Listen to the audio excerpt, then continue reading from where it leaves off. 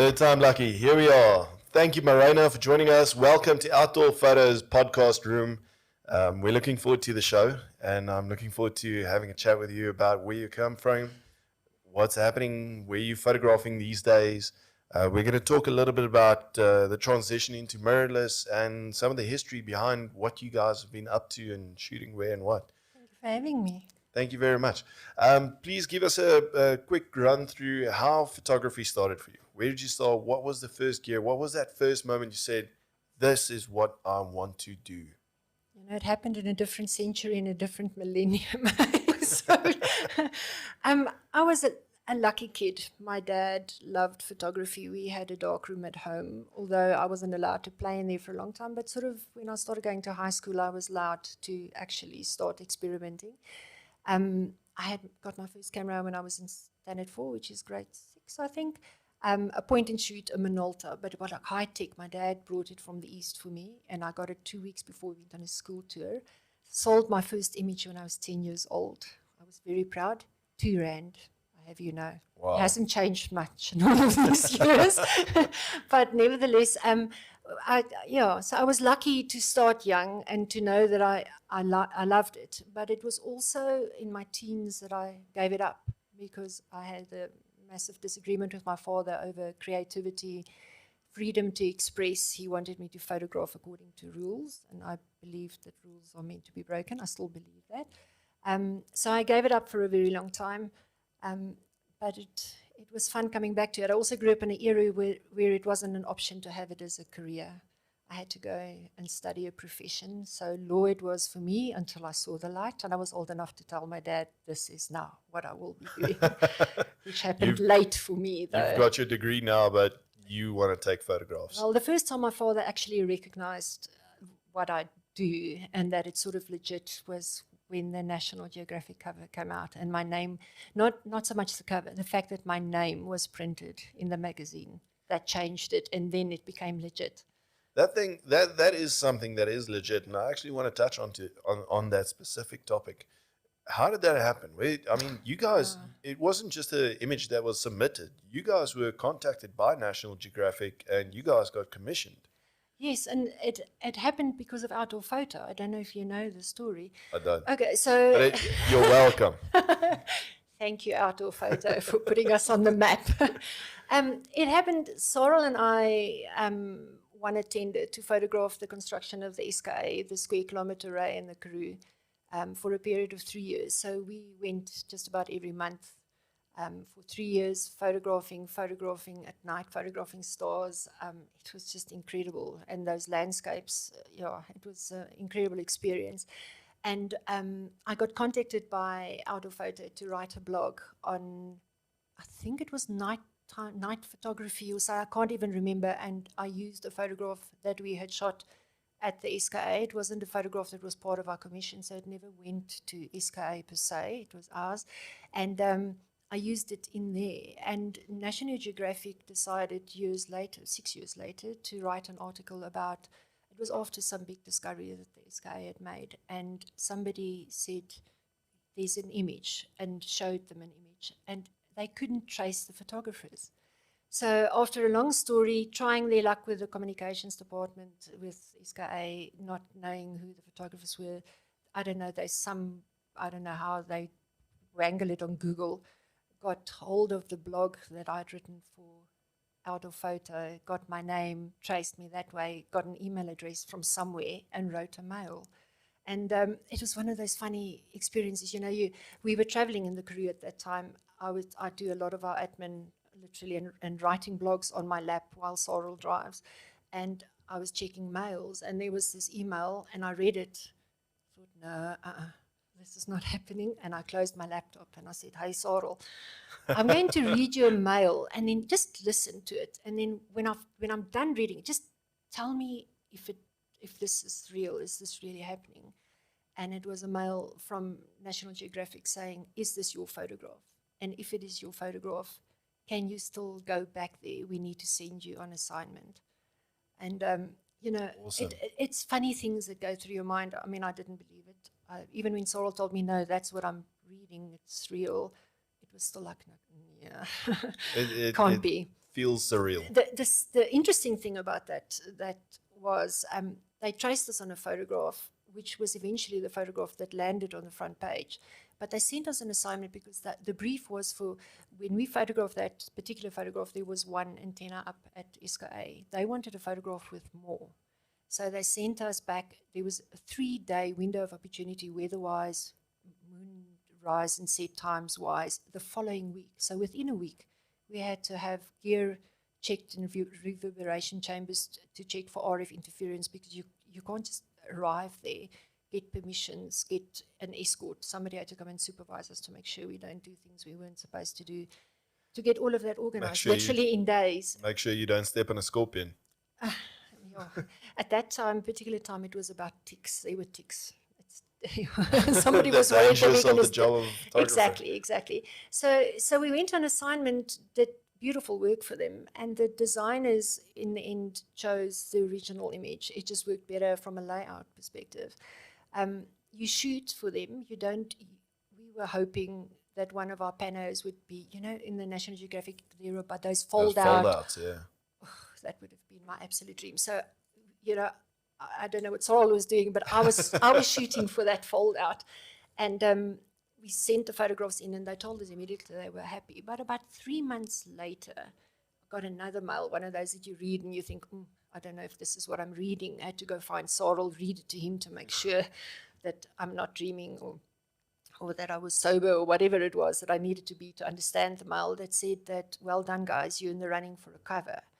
And I thought, okay, the cover of the Nat Geo, that's nice. But what I didn't know at that stage is that National Geographic gets translated into 38 languages, 38 countries with 38 covers. So it's not one cover. You want there are two main American covers. The one is the export magazine that comes to South Africa and places that don't have their own languages. And then there's the main American cover. And so you hope for one of those. But then there's so many others, then suddenly it becomes quite a big thing. And then it took about another month or two before it came through. And I think we got 17 or 18 of the 38 covers. Because each country can decide on their own. Yeah, that is awesome. It's an experience. It's a funny thing. We knew it was going to be on the cover, and then we started looking out for it. And of course, South Africa's not high on the mailing list for new magazines. So we saw it the first time in the UK, I think, when we were shooting there. I think it was, or Paris, or somewhere. It was somewhere overseas. Not local. Not local. And then you see it, and it is a bit surreal. It's like... That's insane. Getting to a different country and then seeing your image on a cover. Yeah, and then the funny thing is, the first thing you do is to check and see if they actually got your name in there. Because what's the use? I mean, nobody's going to believe you if you say, oh, this was us. That's awesome. Yeah. But that's also, with these images, I mean, you guys have a very unique relationship. We'll get to how you guys met and everything. And we're going to have a podcast with Sorrel as well. But you guys have a very technical approach to this, and the whole painting with light and how you guys did it. Yeah. And if I'm not mistaken, you've got a couple of workshops that you've got planned down in Paternoster. Paternoster and in the Karoo, because that's where the stars are. So it's, yes, it's what we do. It's our place now. We've moved down there. I think, it's life. Home now. Yeah, but life takes you on a journey. So Sorrel and my story started in the Karoo with the SKA work, and it's sort of now, we live there now. It's permanent. And I don't know, there's something about those vast open spaces and the quiet, and I mean, obviously everybody knows if you want to see stars, you need to go to the Karoo. So, and what is better than a beautiful landscape with a canopy of stars where you can do, there's always a fence post or a aloe or a quiver tree or something that's just screaming, paint me. So vast open spaces, stars, clear skies. Heaven, hey. And hardly any light pollution. No light pollution. It does sound like heaven. Yeah, it is heaven. When you're on the SKA site, 100-kilometer radius around you, there's nothing. So there's a mountain called Losberg, I think. You can turn 360 degrees and see nothing but the stars. Wow. And you literally see the Milky Way from horizon to horizon. It's insane. I mean, we went on a trip on Drakensberg, and we were on top of the amphitheater. Yeah. But still, you've got so much light pollution up there from nearby towns and nothing in the Karoo. townships and things. I can only imagine what that must feel like. Yeah. It's Incredible. funny. It feels like holy territory, like you're trespassing. It's so quiet that you don't know if the hum you're hearing is in your ears or your head, or I don't know where it's The coming blood from. flowing through your body, through your Something. veins. Or Yeah. the getting towards more of the technical stuff. I Yes. mean, you guys have also had your fair share of different brands of equipment and everything, and you've recently gone through this whole transition from DSLR to mirrorless. But Yeah. with that, I also know that you guys went through a swap. So Yes. how's that road been? Because I'm sure it's not just plain sailing. I would be lying if I said it was easy. I thought it would be easier. There were a few things. I thought mirrorless. Well, I always knew it, but I sort of realized it now that it's fact. You go mirrorless, it's new tech, it's new, great. It's got to be the newest, the bestest, the latest, the everything. The important thing not to lose track of is that whether you swap from DSLR to mirrorless, or whether you just upgrade from one DSLR to the next, or one model to the next, is that you've got to make sure that the gear does what you need it to do. So you don't buy gear because it's the latest, the newest. It's got to be the next best thing in what you do. That's always been my approach to anybody that enters the store, is to find out, what do you want to do? Yes. What is your destination? Where do you want to go to? Yeah. Because then we can figure out what's going to work best to get you from point A to point B. It has to be that. Okay, so I did the mirrorless swap. It happened because of the commercial work I do. So I do work a lot on production, TV production sets, things like that. I love event photography. I know a lot of photographers frown on that. It's like point and shoot work. I love it. I don't know why. I just love it. Journalistic work. Yes. So and documentary kind of stuff, where shutter sounds are maybe not the best thing to have. So I went mirrorless because I thought, silent shutters. I didn't think about the fact that everything is now electronic. I come from a previous generation. Technology is not something that just doesn't flow through me. I have to acquire the skills. I have to think about things. So I always like to liken it to when I started driving. A car still had an alternator that looked like an alternator, and it had a radiator, and I knew where to put the water in. If I open a bonnet of a car now, it's like, oh my word, what is this? So that switch from a camera that has a dial for a shutter and an aperture, and it is what it is, and it does what it does, and you can operate that camera when it's pitch black dark when you're photographing stars, to switching something that now has a mind of its own. It's got so much intelligence in there. If something goes wrong, I don't even know where to start looking for it. So that was a hard transition. I had to go and really get into buttons and things, which is not something I like doing necessarily. There were lots of advantages of switching. I love the RF lenses. Now they all know what brand I shoot, don't they? I guess I love I love the lenses. They are pin sharp. I love the silent shutter. I love the fact that it is new tech. There's something about it, but it doesn't work for me when I photograph stars in the Karoo at night. You know more of the challenges I have with that, so I had to find ways to work around that, and I still cuss a bit when I'm photographing in the dark, but it's like that. Then the brand switch, it's a different thing. Let's just throw it out there, because we've had this discussion before. Yes. And I've experienced similar things in changing from one brand to another. You guys come from Nikon, and you've gone across to Canon's mirrorless equipment. Yes. And I know that some of the raw files and the processing on the raw files have had you kind of going through up and down moments, not knowing exactly. Yeah, look, I think I shoot Canon now, but I will never get involved in a Nikon-Canon fight ever again. There were things about Nikon that I absolutely love, but I never shot Nikon mirrorless, so I can't even compare and say, but Nikon did this for me, because it's two different systems. What I did like, I loved Nikon raw images, so it was easy. You open it in Lightroom, you know exactly what you've got. You do your basic edit, you export, and you go into Photoshop, you know exactly, So that was predictable. Then I had to relearn my basic workflow when I suddenly had to deal with the CR3 files. It was like, oh my word, what is this? And you're busy with that basic edit, and they're still not they're still not there. It's like, oh my word. I mean, my photos look, I don't know, I can't even say they look flat or they look this or that. They're just not lacquer. But then when you export them, when you open those JPEGs, once you finish your export, there's a moment of, oh my word, when you look at what the happy. Canon, You what find that has happens. happened. So it's with Nikon, you could see where it was going, and Canon, you go on faith, and then you're surprised at the end of it. But talking specifically about that, I mean, I shot Fuji, I shot Canon, I've shot Nikon Yes. in the past, I've migrated across to Fuji. I shot Fuji for quite an extensive time, and then I moved back to Canon on this new mirrorless equipment. And my biggest issue was the raw files on the Fujis. So whilst the JPEGs straight out of camera on the Fujis were incredible to me, I found the raw files absolutely frustrating. And my take from that is that this is obviously, all these files are coded.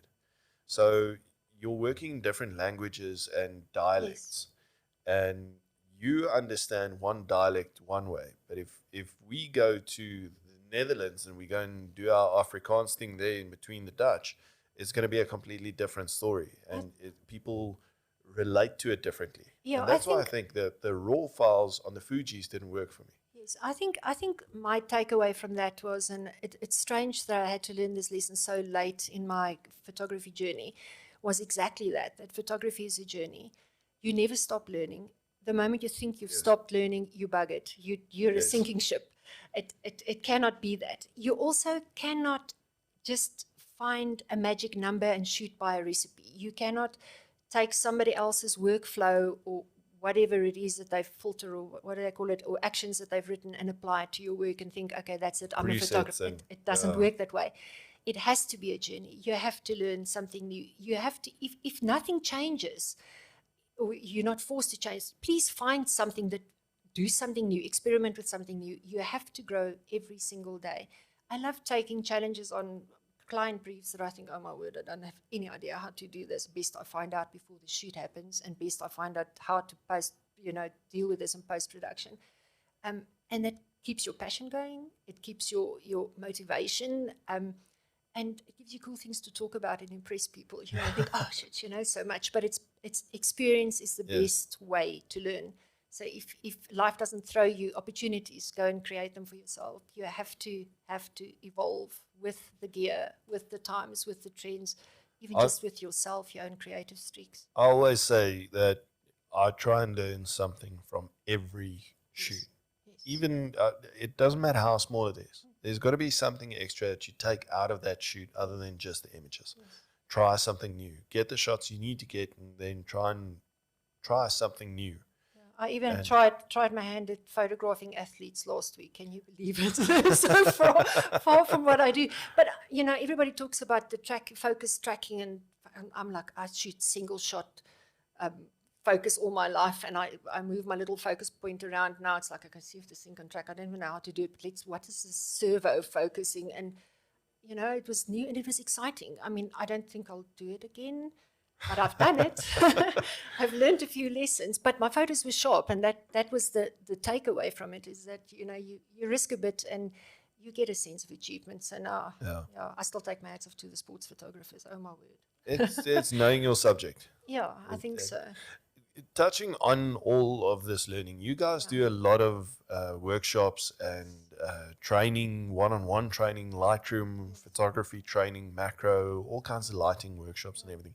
Where can people or the viewers have a look at what have you guys got to offer? Where are you available? When are you available? Okay, so I can sort of refer them to our websites, but the best way is to sort of see what we're doing on social media, and then just drop me a mail or send me a WhatsApp and say, what are you guys up to? Because very often we have somebody saying, we're coming through the Karoo, can we photograph next weekend? And then it's the easiest thing to add 4 or 5 extra people to a group. So we have published dates, but there are lots of impromptu dates. Okay. And we call them play dates too. Sometimes it's not even a workshop that you pay for. We're going out photographing, tag along and come have some fun. I think, Sorrel and I, that's one thing that we have in common. Our skill set is complementary, but it's not the same. And our passion for photography is complementary, but it's not the same. We each have our area where we love. But the one thing that we have in common, that's a dead solid, spot on, exactly the same, is our love for sharing our passion with other people. So it doesn't matter if you're a good photographer or a new photographer or experienced photographer, as long as you can feed off our passion for it, or we can feed off your passion for it, it's great. It's always an excuse to go and make a picture. Yeah. It's just being passionate about photography. Yeah, well, you have to be, I think especially want to make a living out of it. It's part and parcel of what I would like to create here as well, is just to try and build up a community again and get people passionate about taking photos. I mean, there's so much in creating something like an image. I think a lot of it gets lost in the noise of gear. The rules. People bashing on about the rules. But that's the one thing. But it's actually the people that causes a lot of this sort of disheartenment that happens. And it's a fickle industry. I mean, you need a pro photographer can kill 5 wannabe photographers in 5 seconds by just being mean.